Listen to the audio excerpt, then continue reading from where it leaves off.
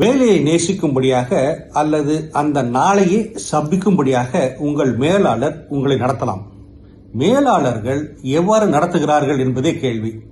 தலைவர்கள், லீடர்ஸ் தங்களுக்கு சொந்தமானதாக, உங்கள் நலன் சார்ந்ததாக, வளர்ச்சியை கருத்தில் கொண்டு முதலீடு செய்யும் போது வியாபாரம் செழிக்கும், வாழ்க்கை மேம்படும். என்னுடைய தோழி காலாண்டு பரிசீலனையின் போது குறைகளை எதிர்கொண்டாள். தவறுகள் நிகழ்ந்துவிட்ட பிறகே குறைகள் சொல்லப்பட்டது. அங்கீகாரம் அரிதாகவே கிடைத்தது. அவள் தன்னை கண்டுகொள்ளாமல் விட்டுவிட்டதாக நினைத்தாள். பிறகு அவள் வேறொரு குழுவில் சேர்ந்தாள். அங்கே அவள் மேலாளர், நீங்கள் எதில் முன்னேற நினைக்கிறீர்கள் என்று கேட்டார். மாதாந்திர பரிசீலனைகள் தொடர்ந்தன. கற்றுக்கொள்ள வாய்ப்பு, மன ஆரோக்கியத்திற்கு ஆதரவு கிடைத்தது.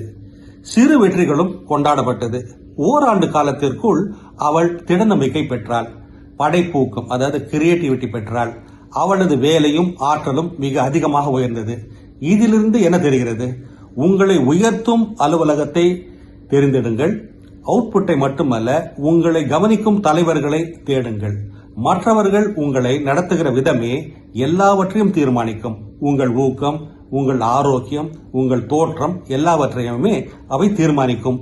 உங்கள் மேலாளர் உங்கள் வளர்ச்சியில், உங்கள் நலனில் முதலீடு செய்கிறாரா? அப்படி உங்கள் மனதில் பதிந்தவற்றை கமெண்ட் செக்ஷனில் பதிவிடுங்கள். பிராடி குமார் இப்படி ஆலோசனை கூறுகிறார். இது போன்ற சிந்தனைகளை தவறவிடாதிருக்க தமிழ் பூமர் அபிஷியல் சேனலை சப்ஸ்கிரைப் செய்யுங்கள்.